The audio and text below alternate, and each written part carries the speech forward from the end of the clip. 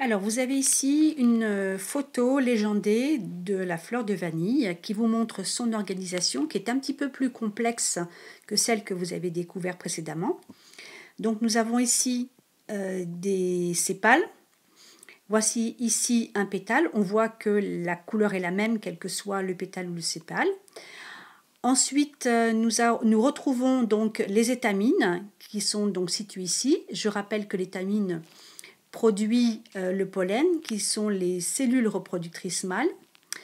Vous avez également le pistil, donc constitué d'une part du stigmate et de la colonne, et cette colonne se poursuit par l'ovaire, qui est l'organe qui renferme les ovules, c'est-à-dire les cellules reproductrices femelles. La fleur de vanille a une organisation particulière, puisque au niveau de l'étamine et du pistil, on a un organe un petit peu particulier qui s'appelle le rostellum. On va retrouver ici dans le schéma cette organisation. Donc l'étamine est ici. Le rostellum, c'est une membrane qui est là. Et vous voyez que ce rostellum fait une barrière entre l'étamine et le sommet du pistil, c'est-à-dire le stigmate. Et ça va poser problème pour la pollinisation. On en reparlera un petit peu plus tard. Quelques photos pour vous montrer l'évolution donc de la fleur de vanille aux fruits que l'on appelle gousse.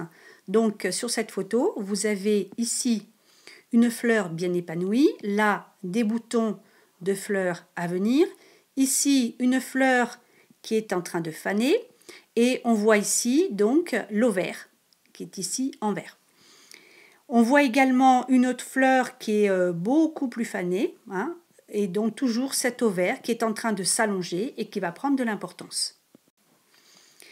Sur cette photo, on voit clairement les gousses de vanille qui sont en train de se former avec donc les sépales et les pétales qui ont fané.